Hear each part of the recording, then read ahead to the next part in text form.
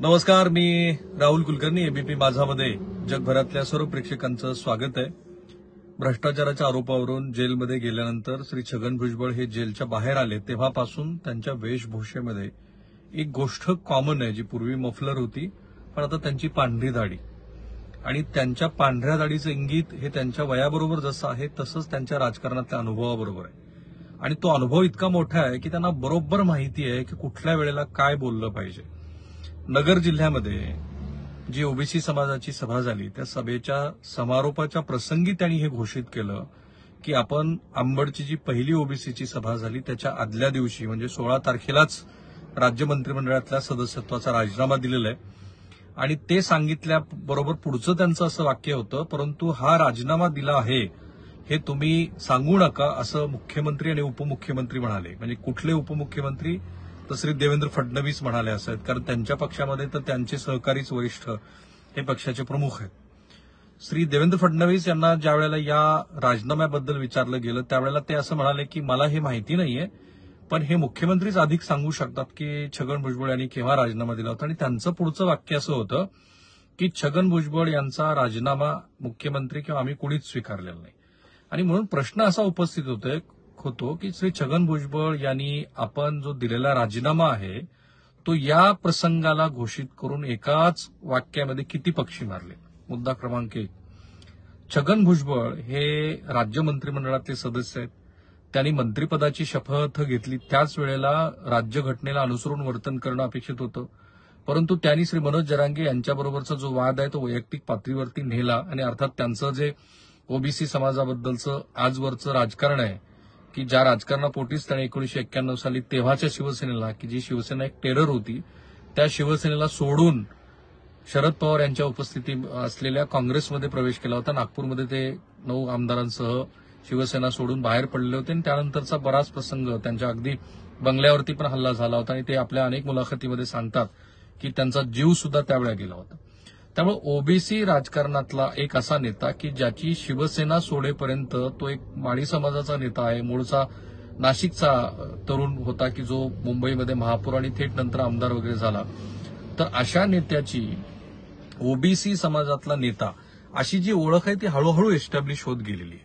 आणि ती ओळख ही त्यांनी जाणीवपूर्वक जोपासली. जेवढे म्हणून राज्यातले ओबीसीचे नेते होते त्यांच्याबरोबर सौहार्दाचे संबंध ठेवले ते इतके चांगले होते की ज्यावेळेला छगन भुजबळ हे अतिरक्तदाबाच्या त्रासामुळं जेलमधून त्यांना काही काळ जे रुग्णालयामध्ये उपचारासाठी भरती केलं गेलं होतं, त्यावेळेला पंकजा मुंडेसह काही वरिष्ठ ओबीसी नेते हे त्यांना रुग्णालयामध्ये जाऊन भेटले होते. हा सौहार्द त्यांनी टिकवला. त्याचं कारण त्यांना महाराष्ट्रातल्या ओबीसी समाजाच्या गणिताची पूर्ण जाणीव आहे. आणि अशा वेळेला त्यांनी हे घोषित करणं की ज्यांनी राज्य मंत्रिमंडळामध्ये सहभागी होत असताना महाराष्ट्रातल्या सामाजिक ऐक्याला कुठेही बाधा येणार नाही अशी अपेक्षा असते, तर तसं वर्तन ते करतायत, दोन समाजामध्ये तेढ निर्माण करण्याचा प्रयत्न करतायत वगैरे अशी जी त्यांच्यावरती टीका होती. त्यामुळे त्यांचं ते वाक्य फार महत्वाचं आहे की ओबीसी समाजाची पहिली बैठक जाहीर सभा व्हायच्या आधीच मी राजीनामा दिला होता. हे फार इंटरेस्टिंग आहे. आणि ते यासाठी आहे की मी कॉन्स्टिट्युशनल पदावर राहून नंतरची कुठलीही वाक्य बोललेलं नाहीये असं त्यांना सांगायचं आहे. आणि म्हणून ते म्हणतात की मी तर राजीनामा दिलेलाच होता आणि तो राजीनामा स्वीकारला गेलेला नाही. उलट पक्षी त्यांनी मुख्यमंत्री आणि उपमुख्यमंत्र्यांनी सांगितलं म्हणून मी बोललो नाही, पण माध्यमामध्ये चर्चा सुरू होत्या. म्हणजे कॉन्स्टिट्युशनला जे अपेक्षित होतं तसं मी वर्तन केलं. दुसरा मुद्दा असा आहे की छगन भुजबळ यांना हे सुचवायचं आहे की ओबीसी समाजापुढे त्यांना काहीही महत्वाचं नाही. आणि म्हणून मी एवढा सगळा जो तपशील दिला आणि अनेक प्रेक्षकांना तो माहिती आहे की ते ओबीसी समाजातले महत्वाचे नेते आहेत की ज्या माळी समाजाचं 200 विधानसभा मतदारसंघामध्ये अस्तित्व आहे, त्यातल्या 41 मतदारसंघामध्ये हा समाज निर्णायकी आहे. पुणे जिल्ह्यात, नाशिक जिल्ह्यामध्ये माळी समाज हा मोठ्या प्रमाणामध्ये राहतो. 1.5 कोटी लोकसंख्या महाराष्ट्रात माळी समाजाची असावी असं म्हटलं जातं. त्यामुळे छगन भुजबळ यांना हे सांगायचं होतं की सत्तेच्या पुढं म्हणजे ओबीसी समाजाच्या पुढं माझ्यासाठी सत्ता गौण आहे आणि म्हणून मी थेट मंत्रिपदाचा राजीनामा दिला आणि नंतरच तुमच्यासाठी मी या लढाईमध्ये उतरलेलो आहे. आता हे सांगत असताना छगन भुजबळ यांच्यासारख्या ज्यांच्या पांढऱ्या दाढीचा मी उल्लेख केला त्यांना याची पूर्ण कल्पना आहे की आजच्या स्थितीमध्ये श्री छगन भुजबळ यांचा राजीनामा स्वीकारणं हे सत्ताधाऱ्यांना अजिबात परवडणारं नाहीये.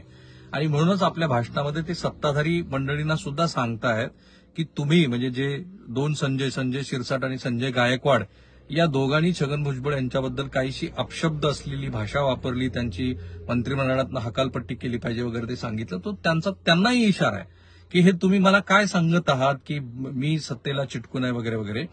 आणि मी तर आधीच राजीनामा दिलेला आहे. म्हणजे तुमच्या सत्ताधारी मंडळीतल्या आमदारांना सुद्धा याची कल्पना नाही की छगन भुजबळ हे ओबीसीच्या राजकारणासाठी काहीही करू शकतात. म्हणजे एकाच दगडामध्ये त्यांनी 3-4 पक्षी मारलेले आहेत आणि सरकारमधल्या आपल्या सगळ्या वरिष्ठ सहकाऱ्यांची ते अडचण करतायत, ज्या वेळेला हे ते घोषित करतायत की मी राजीनामा दिलेला होता. कारण असं तर कोणी म्हणणारच नाही की छगन भुजबळ यांनी खरंच राजीनामा दिला होता की नव्हता, आणि तो स्वीकारला तर जाणारच नाही, कारण छगन भुजबळ यांचा राजीनामा स्वीकारणं आजच्या तारखेमध्ये शक्य नाहीये, जी स्थिती आहे महाराष्ट्रामध्ये ती बघता. त्यामुळे या सगळ्या गोष्टीतनं छगन भुजबळ यांची जी प्रतिमा आहे ती प्रतिमा आणखी भक्कम होत जाईल. ते ओबीसीसाठी राजकारण करतात, ओबीसीसाठी प्रसंगी ते काहीही पाहत नाहीत. बाय द वे, एक ट्रान्सफॉर्मेशन जर तुम्ही बघितलं असेल महाराष्ट्रामध्ये तर ते फार इंटरेस्टिंग आहे. छगन भुजबळ यांच्यावरती दिल्लीतल्या महाराष्ट्र सदनातल्या कॉन्ट्रॅक्टमध्ये त्यांनी घोळ घातला आणि त्यांचं जे काही मनी लॉन्ड्रिंग झालं, म्हणजे पैसे आले वेगळ्या माध्यमातून आणि ते कोलकाता बेस्ड असलेल्या काही कंपन्यांच्या माध्यमातून ते इतरत्र वळवले, अशा पद्धतीचा जो त्यांच्यावरती आरोप आहे, त्या आरोपाला मधल्या काळामध्ये जेव्हा जेव्हा छगन भुजबळ यांचा चेहरा यायचा त्या वेळेला ते भ्रष्टाचारी आहेत अशा पद्धतीची चर्चा असायची किंवा ती घडवून आणली जायची. भारतीय जनता पार्टीनं सुद्धा छगन भुजबळ यांना भ्रष्टाचाराच्या आरोपावरूनच अटक, म्हणजे त्यातल्या सत्ताधाऱ्यांनी अटक केलेली होती. सो छगन भुजबळ आणि भ्रष्टाचार असं एक प्रकारचं समीकरण चर्चेच्या माध्यमात तरी तयार झालेलं होतं. पण ह्या सगळ्या ओबीसी आणि मराठा समाजातल्या ज्या आरक्षणाच्या मुद्द्यावरून चर्चेची आता जी काही तोंड फुटलेली आहेत त्याच्यामध्ये छगन भुजबळ यांच्या प्रतिमेचं ट्रान्सफॉर्मेशन होताना दिसतंय. म्हणजे आता लोक छगन भुजबळ हे भ्रष्टाचारी आहेत असं कोण म्हणतंय, तर ज्यांना छगन भुजबळ यांना प्रतिवाद करायचा आहे अशी मंडळी. पण जी ओबीसी समाजाची मंडळी आहे त्यातल्या बहुसंख्य जणांना छगन भुजबळ यांनी ओबीसी समाजासाठी काहीतरी भूमिका घेतली आणि ते भूमिका घेऊन उभे आहेत. बरं, छगन भुजबळ हे स्वतःही म्हणतात, छगन भुजबळ असं म्हणतात की 2.5 महिने शांत होतो, मी काही बोललो नाही, मी पाहत होतो. पण मग पुढे ते असं म्हणतात की बीडमध्ये जेव्हा हल्ला झाला त्यावेळेला कुणीच गेलं नाही आणि मी पहिल्यांदा गेलो, कारण माझं जाणं ते कर्तव्य होतं की ओबीसी समाजातल्या नेत्यांच्या घरावरती हल्ला झाला. सो हे जे प्रतिमेचं ट्रान्सफॉर्मेशन आहे ना, ते आयुष्याच्या या टप्प्यावरती छगन भुजबळ यांच्यासाठी फार महत्वाचं आहे. ते आपोआप घडत गेलेलं आहे. म्हणजे त्यांचं ओबीसी समाजाप्रती असलेल्या प्रेमाबद्दल कोणी प्रश्नचिन्ह उपस्थित करत नाहीये. ते ट्रान्सफॉर्मेशन हे ह्या मराठा समाजाच्या आरक्षणाच्या निमित्ताने जे घडताना दिसतं आहे, त्यातनं जी प्रतिमा त्यांची संवर्धन कधीच झालं नसतं, ते प्रतिभा संवर्धन सुद्धा या निमित्ताने होताना दिसतं. त्यामुळे एकाच कृतीतनं छगन भुजबळ यांच्या कित्येक गोष्टी साध्य होताना दिसत आहेत. आता थोडासा मोठा आपण पर्स्पेक्टिव्ह बघू. महाराष्ट्रातल्या राजकीय पक्षांची अडचण पण अशी आहे, जसं संजय राऊत म्हणाले की छगन भुजबळ यांनी राजीनामा दिला होता तर मग ते कॅबिनेटच्या बैठकांना उपस्थित कसे राहिले. आता साधी गोष्ट आहे की ज्यांचा राजीनामा स्वीकारला गेलेला नाहीये तर ते त्या कॅबिनेटच्या बैठकांना उपस्थित राहतीलच ना. आणि छगन भुजबळ यांनी म्हटलेलं आहे पण आहे की ज्या ज्या वेळेला कॅबिनेटच्या बैठका झाल्या त्या वेळेला त्या बैठकामध्ये असं कुठंही नव्हतं की आमच्यासमोर मराठा समाजाला असं सरसकट पद्धतीचं आरक्षण दिलं जाईल, जे की दिलं गेलेलं नाहीये. खरं तर आत्ताचं जे आरक्षण झालेलं आहे, जे मिळतं आहे ते मराठा समाजाच्या कुणबी अशा ज्या नोंदी सापडतायत त्यांना, अर्थात नातेगोते हा जो शब्द आलेला आहे त्यामुळे त्याची व्याप्ती वाढताना दिसते आहे. सो छगन भुजबळ हेही सूचित करतायत की मी जरी राजीनामा दिलेला असला तरी तो स्वीकारला गेलेला नव्हता आणि त्यामुळे मी त्या बैठकांना उभा राहिलो. आता जो मोठा पट आहे तो असा आहे की महाराष्ट्रातल्या कुठल्याही राजकीय पक्षाची अशी भूमिका नाहीये की मराठा समाजाला हे कुणबी ह्या प्रवर्गातनं आरक्षण द्या. प्रत्येकजण काय म्हणतोय की मराठा समाजाला आरक्षण मिळालं पाहिजे, पण ते ओबीसी प्रवर्गातनं मिळता कामा नये. आता भविष्यामध्ये हा जो मसुदा आहे त्या मसुद्याचं प्रत्यक्षात कायद्यात रूपांतर करायची वेळ येईल, त्यावेळेला एकही राजकीय पक्ष अशी जाहीर भूमिका घेऊ शकणार नाही की ज्यातनं मराठा समाजाला ओबीसी प्रवर्गातनं आरक्षण द्यायची मान्यता मिळेल. त्यामुळे एक प्रकारे छगन भुजबळ यांनी जो काही जाहीर स्टँड घेतलेला आहे त्या जाहीर स्टँडला तिथे यश पण मिळेल, कारण कुठलाच आमदार कुठलाच राजकीय पक्ष अशा पद्धतीच्या भूमिका महाराष्ट्रामध्ये घेऊ शकत नाही की ज्या भूमिकामुळं त्याला राजकीयदृष्ट्या अडचण होईल किंवा महाराष्ट्रातला एक मोठा मतदाराचा प्रवर्ग हा त्याच्या राजकीय पक्षातनं दूर जाईल.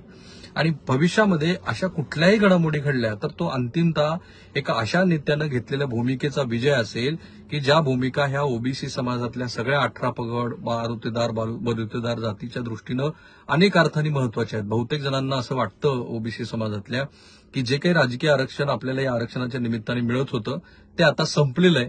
जे काही थोडं बहुत प्रतिनिधित्व मिळत होतं त्याला बाधा येणार आहे, कारण बहुसंख्याकाच्या जोरावरती मराठा समाजातल्या कुठल्याही मंडळीनं त्याचं खरोखरं प्रमाणपत्र कुणबी प्रमाणपत्राच्या आधारावरती जर निवडणूक लढली तर तेच त्या जागेवरती विजयी होणार आहेत.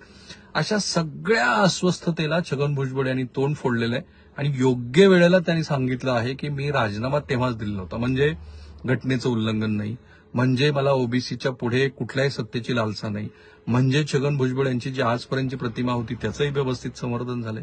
अशा अनेक अर्थांनी ज्यांचं वय आणि त्या वयाच्या योगाने आलेली पांढरी दाढी आहे त्याबरोबर जो त्यांचा राजकीय अनुभव आहे तो अशा अर्थाने त्यांनी वापरला. थांबूया आपण इथे. आमचा प्रयत्न काय की जे काही घडतं आहे त्यातला जो मधला अर्थ आहे तो महाराष्ट्राने समजून घ्यावा. तुमच्याबरोबर मी पण तो समजून घेतो.